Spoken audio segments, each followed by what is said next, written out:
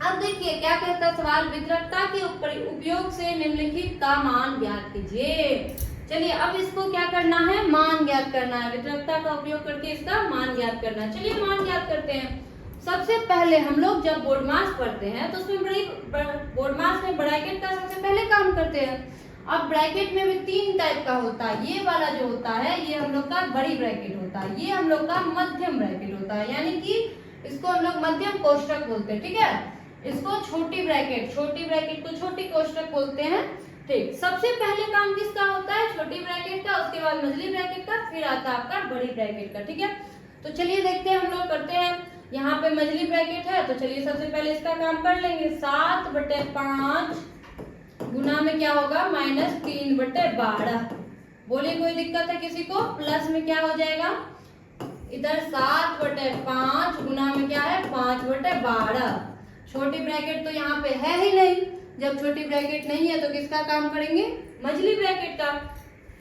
चलिए मझली ब्रैकेट का के अंदर किसका चिन्ह है, गुना का, भिन्न का गुना है। भिन्न का गुना कैसे बनाते हैं हम लोग जल्दी बताइए, कोना कोनी और ऊपर नीचे कटाते हैं। हाँ ध्यान देना है, सामने सामने नहीं कटाना है, इन्हें इधर से ई ऊपर ऊपर कटा दिए या नीचे नीचे कटा दिए, वो काम नहीं करना है, तब गलत हो जाएगा। ऊपर नीचे कटा सकते हैं, कोना कोनी कटा सकते हैं, लेकिन सामने सामने नहीं कटाना है। ठीक है, अर्थात अंश से अंश नहीं कटा सकते हैं, हर से हर नहीं कटा सकते हैं।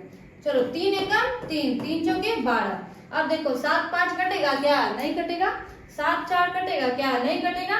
चलो नहीं कटेगा तो इसको लिखते हैं। चलिए इधर भी कटा लेते हैं, 5 एकम 5, 5 एकम 5। अब ये 7/12 कटेगा क्या, नहीं कटेगा। चले आगे, चलते आगे। 7 को -1 जब नहीं कटता है भिन्न का गुना में तो हम लोग क्या करते हैं, ऊपर वाले को ऊपर वाले से गुना कर लेते हैं। ठीक है, नीचे वाले को नीचे वाले से क्या करते हैं, गुना कर लेते हैं। तो 7 को -1 से गुना करेंगे क्या हो जाएगा, -7 बटे में 5 को 4 से गुना करेंगे क्या होता है, 5 चौके 20। बोलो किसी को कोई दिक्कत है, नहीं। चलो आगे बढ़ते हैं। इधर 7 को 1 से गुना करेंगे 7 बटे में 12 को 1 से गुना करेंगे क्या हो जाता है, 12। बोलो दिक्कत है, नहीं। आगे बढ़े, चलो अब देखो यहाँ पे 20 और 12 का एलसीएम लेना है। चलिए लेते हैं हम लोग 20 और 12 का एलसीएम।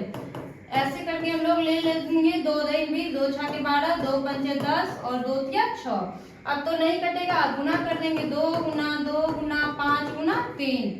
चलो करते हैं, 2 दूनी 4 5 20 कितना होता है, 60।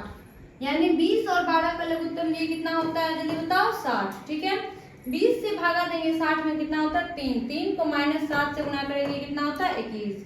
प्लस में 12 से भागा देंगे 60 में कितना होता है, 5। 5 सते कितना होता है, 35। बोलो किसी को कोई दिक्कत है, नहीं है दिक्कत। आगे बढ़े, यहाँ माइनस है यहाँ प्लस है, प्लस माइनस मिला के क्या होता है, माइनस होता है। चलो करेंगे माइनस, लेकिन चिन्ह का बाद में हम लोग देख लेते हैं। 5 में से 1 गया कितना बचेगा, 4। 3 में से 2 गया कितना बचेगा, 1 बटा कितना हो गया, 60।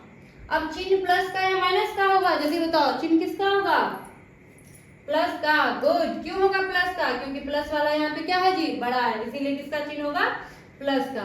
आप चाहे जिसको कटा भी सकते हैं, 2 7 14, 30 दूनी 60, 7/30। नहीं भी कटाइएगा तो भी फर्क नहीं पड़ने वाला है, लोगों को 14/60 भी लिख सकते हैं, 7/30। बोलिए किसी को कोई दिक्कत है, नहीं है दिक्कत। आगे बढ़े, चलिए आगे बढ़ते हैं। 13 का दूसरा नंबर सवाल है आपका, वही है। फिर से हम लोगों को क्या करना है, मझली ब्रैकेट में है दोनों में, मझली ब्रैकेट के अंदर का काम करेंगे, फिर हम लोग इसका भी मान ज्ञात करते हैं। चलिए यहाँ पे मझली ब्रैकेट के अंदर में क्या है जी, भिन्न का गुना। चलिए कटाते हैं, यहीं पे कटा ले, कोई दिक्कत है किसी को, नहीं है, कटा लेते हैं। 4 एकम 4, 4 चौका कितना होता है, 16। ठीक, 3 तिया 9, 3 चौके 12। और एक चीज ध्यान रखना है, जो भी पहाड़ा से कटाना है, 2 संख्या ऊपर और नीचे या कोना कोनी जहां भी कटाना है, एक ही पहाड़ा से, ऐसा नहीं कि इसको 2 से कटा दिए इसको 4 से कटा दिए, ये तब गलत हो जाएगा। ठीक है, तो चलो आगे देखते हैं हम लोग।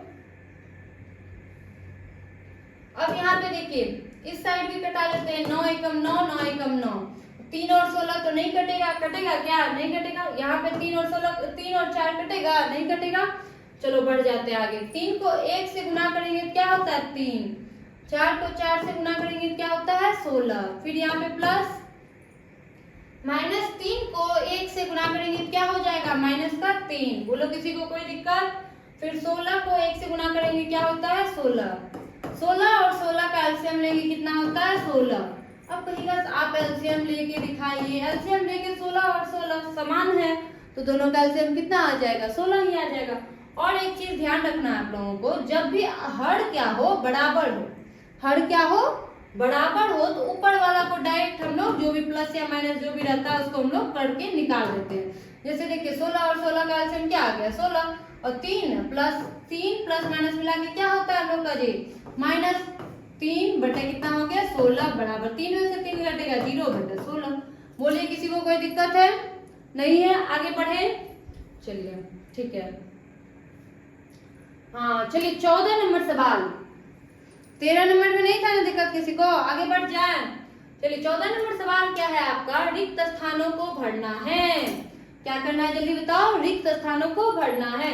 देखिए किसी, अब सबसे पहला नंबर, किसी परिमेय संख्या और उसके गुणात्मक विलोम का गुणनफल।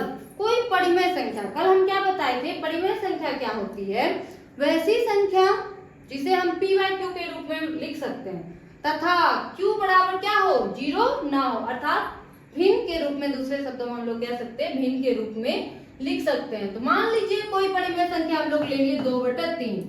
क्या ले लिए 2/3। अब इसका गुणात्मक विलोम क्या कह रहा है जी, गुणात्मक विलोम। गुणात्मक विलोम क्या हो गया, इसका उल्टा, यानी 2/3 है ना तो क्या हो जाएगा 3/2। बोले कोई दिक्कत है? नहीं है दिक्कत। अब इसका क्या कह रहा है गुणनफल। गुणनफल कब निकलता है जब गुना करते हैं।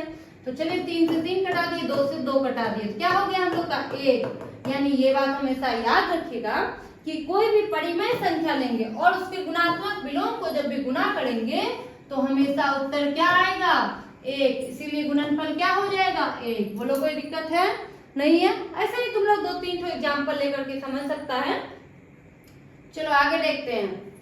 किसी धनात्मक परिमेय संख्या का गुणात्मक विलोम डैश परिमेय संख्या होती है। धनात्मक यानी कि कोई भी प्लस वाला संख्या, मान लो कि प्लस वाला ले लिए हम लोग 3/4, सॉरी यहाँ निगेटिव दे दिए थे,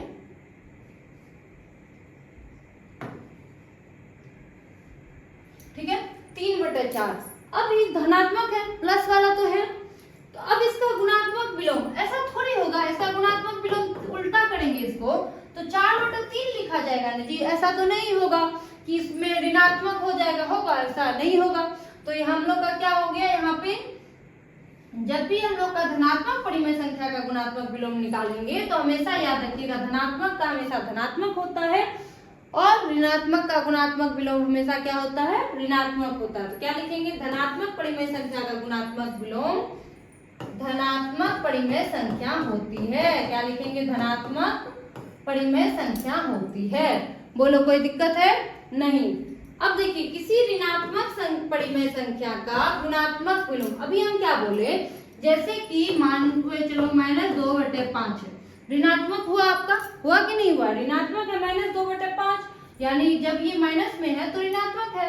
तो अब ये जो है हम लोगों का -2/5, इसका गुणात्मक विलोम लिखेंगे तो 5/-2 होगा, फिर भी तो ये ऋणात्मक ही हुआ, ऐसा थोड़ी है ऋणात्मक से धनात्मक में बदल जाएगा, नहीं ना ऐसा होगा। तो ये क्या हो जाएगा हम लोग का ऋणात्मक परिमेय संख्या का गुणात्मक विलोम क्या होता है, ऋणात्मक ही होता है। क्या होता है जल्दी बताओ, ऋणात्मक ही होता है। तो इसलिए क्या लिखा जाएगा, ऋणात्मक परिमेय संख्या होती है। किसी को कंफ्यूजन है? नहीं है ना, आगे बढ़े।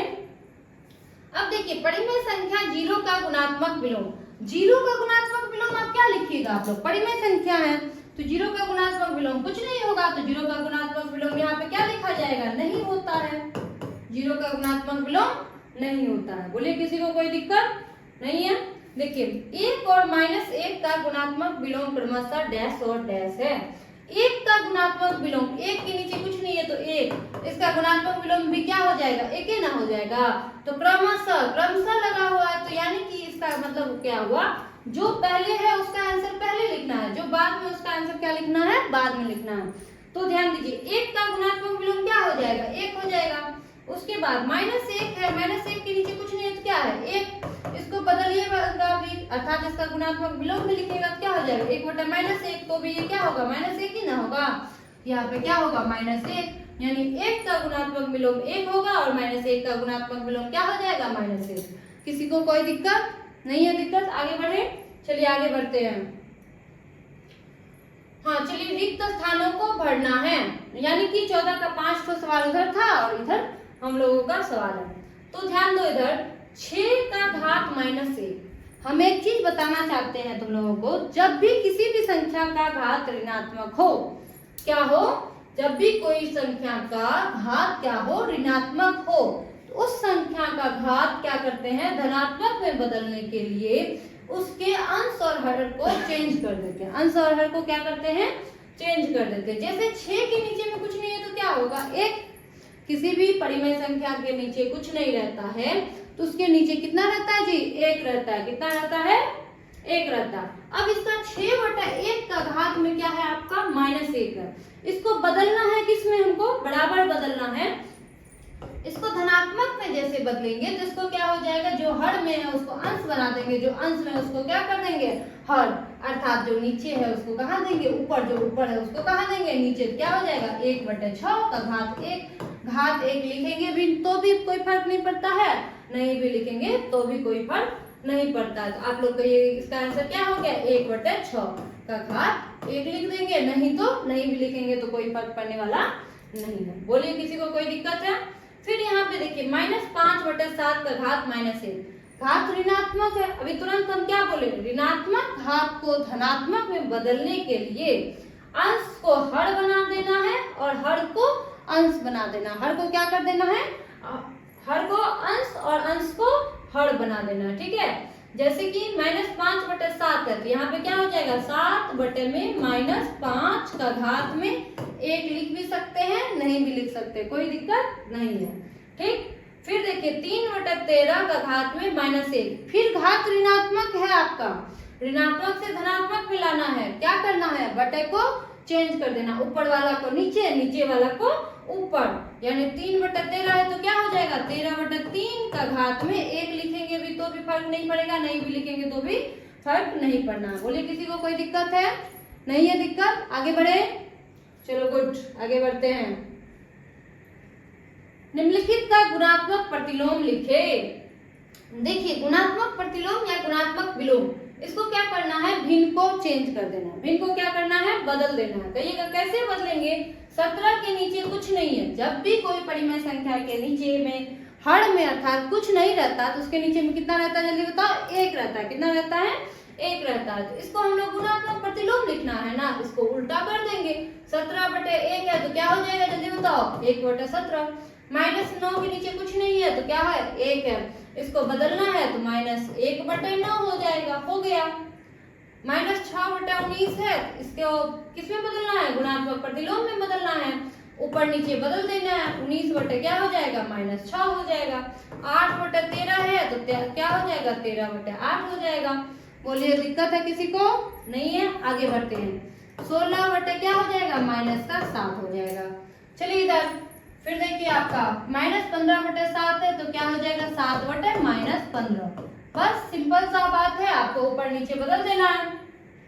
हाँ चलो, अब इसको पहले एक परिमेय संख्या के रूप में लिखेंगे, फिर उसका गुणात्मक प्रतिलोम लिखेंगे। चलो कैसे करेंगे, तो देखते हैं। 4 और 5 कट रहा है क्या, नहीं।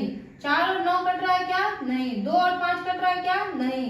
2 और 9 कट रहा है क्या, नहीं कट रहा है। चलो नहीं कट रहा है तो अब क्या करेंगे, गुना कर देंगे। 2 को 4 से गुना करेंगे कितना होता है, 8। 5 को 9 से गुना करेंगे कितना होता है, 45। ये तो हो गया संख्या, लेकिन इसका गुना करना, इसका गुणात्मक प्रतिलोम लिखना हम लोगों को, लिखना है गुणात्मक प्रतिलोम। तो चलिए लिखते हैं। 8/45 है तो क्या हो जाएगा, 45/8। गुणात्मक प्रतिलोम क्या हो गया, 45/8। बोलो किसी को कोई दिक्कत, आगे बढ़े। फिर वही काम, ऊपर नीचे देख रहे, 3 और 8 कटेगा, नहीं कटेगा। 7 और 11 कटेगा, नहीं कटेगा। 3 और 11 कटेगा, नहीं कटेगा। 7 और 8 कटेगा, नहीं कटेगा। चलो ऊपर को ऊपर से गुना करते हैं, माइनस को माइनस से गुना करेंगे क्या होता है, प्लस। 7 गुना 3 कितना होता है, 21 बटे कितना हो गया, 11 8 88। इसका गुणात्मक विलोम लिखना है, गुणात्मक प्रतिलोम, सॉरी ध्यान दीजिए। 88 बटे क्या हो जाएगा, 88 बटे क्या हो जाएगा, 21। बोलो कोई दिक्कत है किसी को, -13 के नीचे कुछ नहीं है तो क्या है, 1 है। इसका गुणात्मक प्रतिलोम लिखना है तो क्या हो जाएगा, 1/-13। बोलो कोई दिक्कत नहीं है, आगे बढ़ते हैं। 1/5 है तो क्या हो जाएगा, 5/1। 5/1 को हम लोग क्या लिख सकते हैं, 5 लिख सकते हैं। बोलो कोई दिक्कत है, नहीं है ना। चलो आगे बढ़ते हैं। निम्नलिखित का गुणात्मक प्रतिलोम लिखिए। 10 ठो वहां था, 2 ठो यहाँ पे है। देखिए चलिए इसको गुना कर लेते हैं। 1 के नीचे कुछ नहीं है तो क्या है, 1। भिन्न का गुना है, अब 1 से कटा के भी कोई फायदा तो होने वाला है नहीं, हम लोग ऐसे लिख देते हैं। माइनस और माइनस मिला के क्या होगा, प्लस। 2 को 1 से गुना करेंगे 2/5। अब इसका गुणात्मक प्रतिलोम लिखेंगे तो क्या हो जाएगा, 5/2। बोलिए कोई दिक्कत है, नहीं है। -1 कुछ नहीं है तो क्या है, 1 है। इसका गुणात्मक प्रतिलोम लिखेंगे तो क्या हो जाएगा, 1/-1। फिर भी हम लोग का क्या आ गया, -1 ही आ गया। कोई फर्क नहीं पड़ता है। बोलिए कोई दिक्कत है, नहीं।